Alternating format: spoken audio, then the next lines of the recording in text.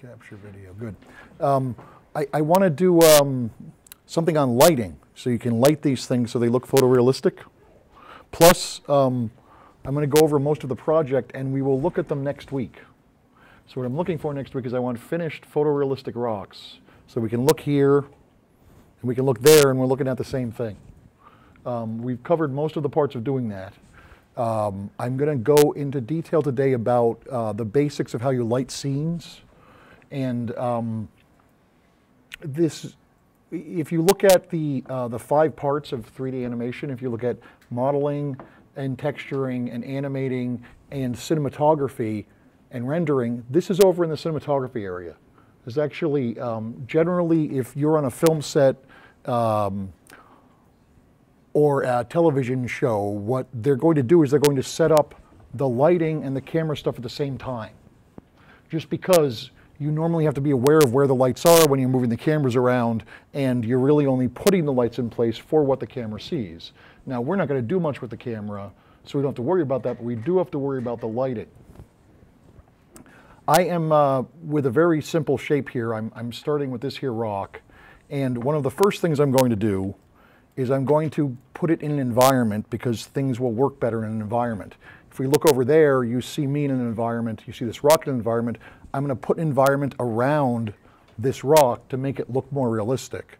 I'm going to just take a cube and I'll make it bigger.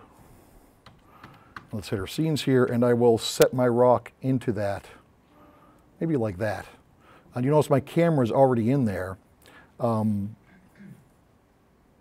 going to remove part of this shape here. If I hit my A key, I'm going to open up a window by going into polygon mode, F9, like that. So now you can see the rock sitting inside this cube. Now, I'm going to show you a couple other windows that will become more important as we go. Whenever you start with Softimage, they give you a couple things. They actually give you a camera and they give you a light, or else you wouldn't see anything.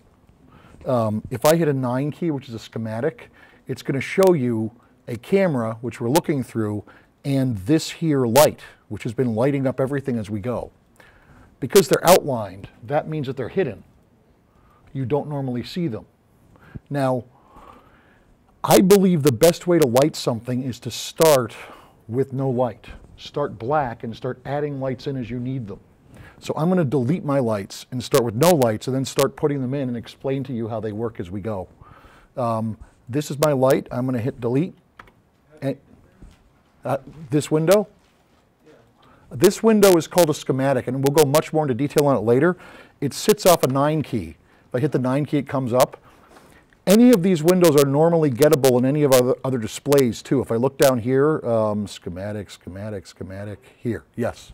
When we animate, the schematic becomes very important.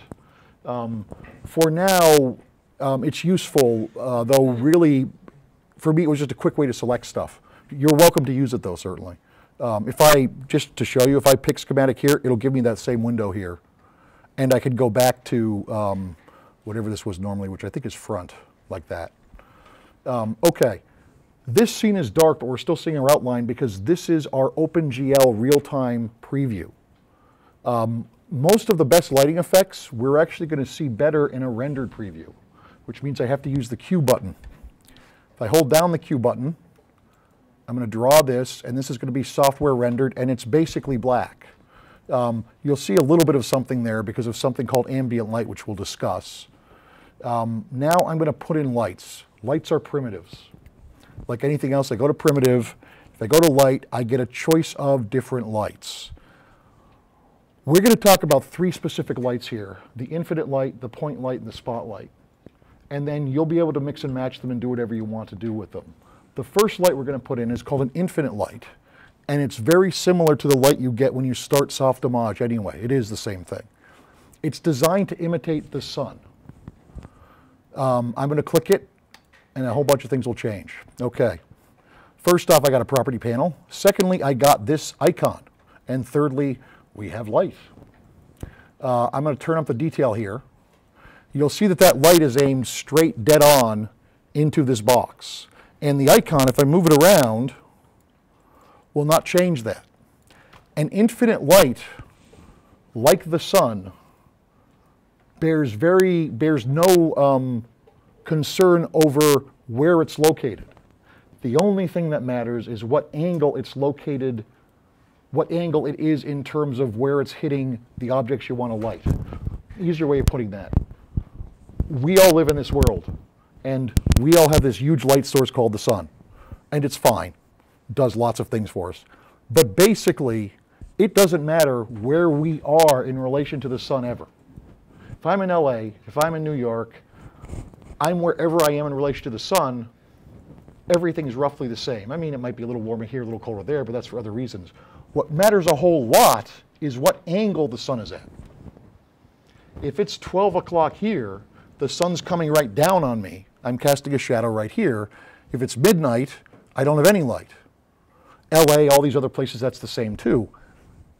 This light, since it imitates that, the angle it hits at greatly changes how it affects things. I'm going to hit my A key so we can see where these are. Da-da-da.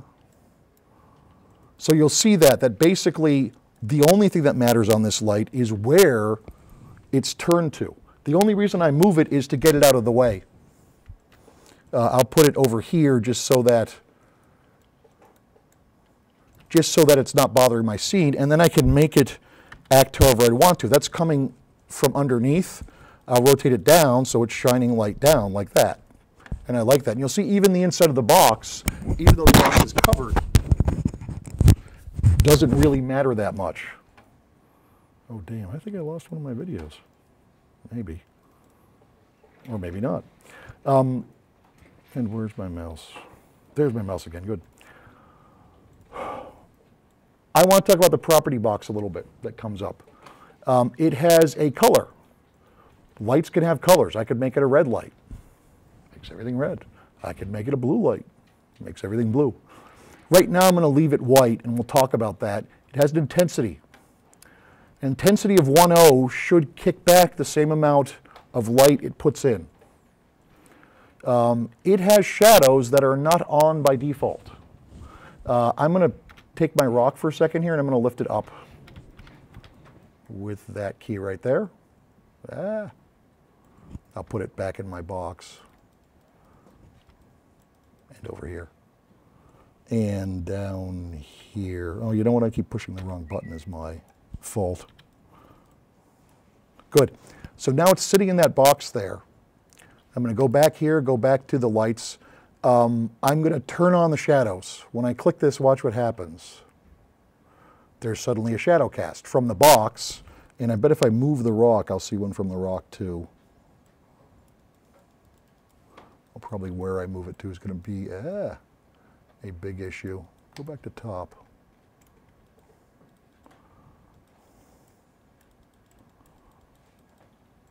And there we go there. There we go. We're seeing some shadow from it there. Now you'll note the shadows have light in them. That is based on this thing called umbra. Umbra is how much environmental light is in the shadow. They normally have it quite high. This would be a more accurate model, like that. I have one light source, it's white. It's shining down this way. When it hits here, it blocks and makes a shadow there. When it hits the box, it blocks and makes this other shadow. I'm going to close that for a second. And I'm going to hit my A key in all these windows so we can see them. Where's my light? There's my light over there. I'll turn off the grid. I'm going to duplicate that light. I'll create another one. I'll take it here, and I'm just going to use the D key to make another one. So we have another light there, and I'm going to hit escape. It gets more intense. Let me rotate this one like that. And we should eventually be casting different shadows. Come on. To get my angle right here. Oh, there we go. We're starting to get something. That's in my, oh, you know what? I'm in my views wrong. Let me frame up that light. That'll make my life simpler. And let me just, I'm going to reset it. Reset all transforms. There you go. And I'll translate the thing up like this. And you see we're now casting two shadows. And I'll rotate it down slightly. Good. Good, like that. And now we have shadows cast from all sorts of different directions. Let's look at some other things about that light too. We'll have it fill in that way. I'm going to hit my Enter key and bring up the properties of that light. Let's change the color of it. I'm going to make that light red. And you'll note where they cross over, you get a pink, red and white. Let me take the other light. I'm going to make it blue. You know what? This is probably an easier way of doing that. Put that there and pull this down, pull this down. Okay. Now, I'm going to blow this window up a little bigger so you can see it. What we're seeing here is we're seeing two lights. One is red, one is blue. Where we just have one light, we see red. Where we just have the other light, we see blue. Where they overlap, what color is that? Close, magenta. Cyan, magenta, yellow thing, right? It's the secondary color. If you mix red and blue, you will get magenta. And that works perfectly here. You'll see that it crosses over like that. I'll put in another light, another one of these infinite lights, because they're here. I won't even duplicate, I'll just put in a new one. Light, light, light, infinite, like that. It's white, it's dead on. We'll flip its shadows on. So it's casting them like that, puts a block out just like that. Let's make it green. So, right over here we have red. Let's put that there-ish. We have red and green mixing and making yellow. And then we have blue and red mixing and making magenta. I should be able to get cyan. I see some of it here. Right there we see some cyan, because cyan is going to be the mix of blue and green. Let me rotate this light a little bit, which I can do from here. There we go. And let me hit my scene here. We'll make that light come this way, which should change our angle a little bit, and like that. Okay. You know what? I'm going to have it turn the other way like this. So we get a lot of mixing of colors. And actually you'll see where all three colors meet, they make white. Remember, that's still my rock in there. Just for kicks, I'm going to select the rock and I'm going to frame them up. And you'll see this is all three colors hitting it. These are mixes of other colors hitting it on the various sides. Just for kicks, let's say I subdivide it. Now it's going to be all evened out as it hits from those different angles. Isn't that interesting? This isn't necessarily to make it look more realistic, but can give you a lot of control over what you're doing.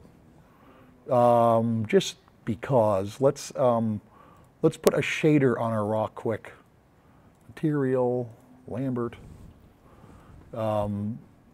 If the rock is purely white, it's going to kick back exactly the colors it gets. See, like that? I'm going to actually use one of our existing procedurals. Let's use the rock one. I'm going to have to give it a texture space, which I'm going to call, you know what, I'll use the UV one, which is just what's on there originally. And now I'm going to modify these settings. We'll make the grain smaller, not that much smaller. Yeah, like that. Make it less diffuse. Good, that I'm liking. How did you get to this texture thing? This is a procedural texture. I'll show you on something else. I'm going to take the cube and I'm going to go to Material. I'm going to go to Lambert. And this is going to let me change the color of the cube. This is the shadow color, which doesn't matter so much, but I like to make it black. This is the basic color of the cube itself. Now, we're seeing all these other colors because we have colored lights hitting it, but I can decide on a texture for that cube, which I'm about to do. If I hit any of these plugs, and this gets into shading, I'm going to go into various procedurals. These are programs that will generate texture. So I'm going to click this, and one of the procedurals is checkerboard. I click it, and you'll see that it applied something like a checkerboard to this whole thing, but it hasn't said what space it goes on with. I'm going to pick a space. I'm going to pick cubic, actually, which will put checkerboard on all sides of it, like that. I can modify some other settings about that. This is a black and white checkerboard. I'm happy enough with that. Let me go back into this shader here. If I hit Alt and Enter, I get all my property panels. If I pick the right object, Alt and Enter. There's my Lambert shader. You'll notice how where there was a color swatch before, I now have that question mark. That means I have a procedural. I'm going to click it. It brings me back there. Let me frame it up. You'll see the colors are still affecting it.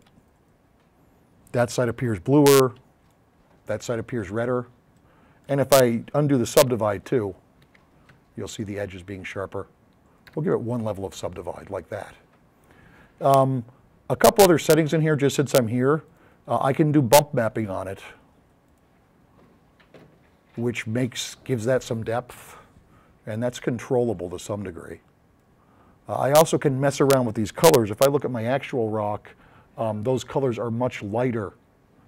So I don't want the black to be black. Go over here, and I'm going to take the black color and turn it up. I can actually do something even more extreme. I can put another procedural in the black color.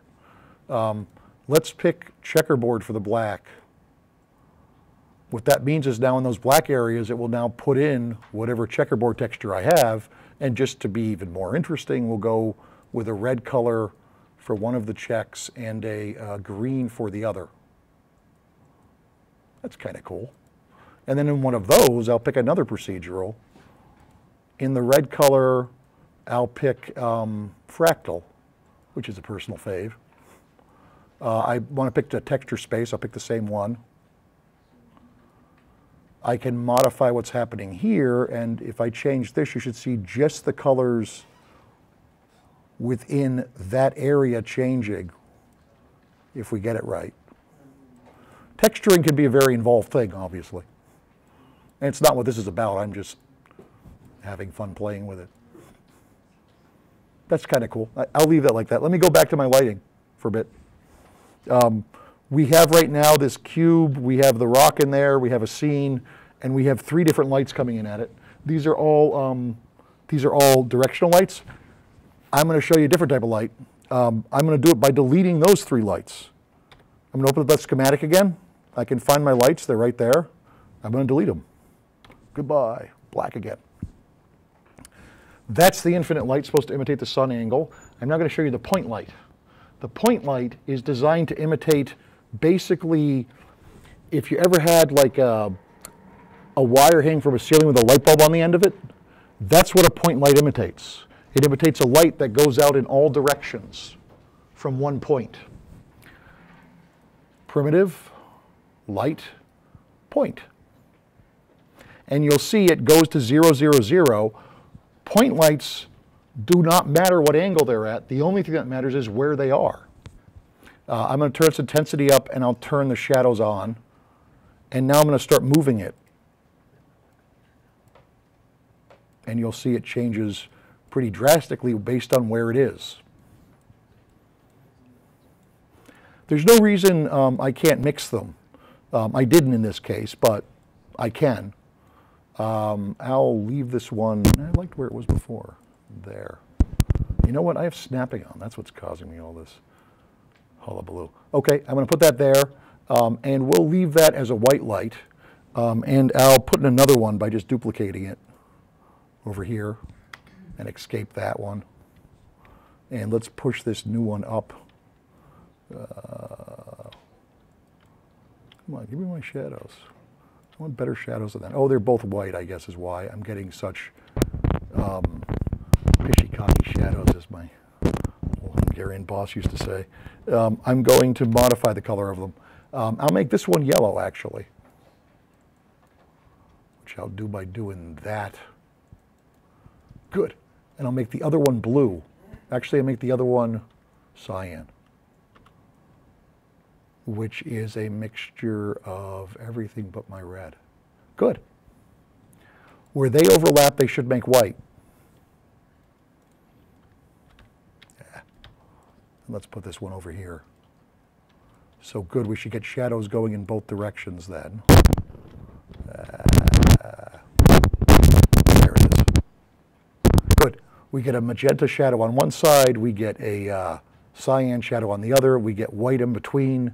The actual rock itself will look different based on what comes across it. It's funny, I'm not getting any of my reds on it, which is probably because I have nothing red hitting it. Let's put in a directional light, an infinite light. This is white, it's hitting it dead on. We'll turn on its shadows as well. Turn that down like that. And I'm going to lift it up only to move it out of the way, and now I'm going to rotate it down so it's shining down on everything. And maybe we'll make it red just to see what that looks like. Ooh, I like the way that looks. I'm not saying it's necessarily going to be more realistic, but it gives you a lot of control over what you're doing. What do you think of those two lighting ideas? We have point lights, we have infinite lights.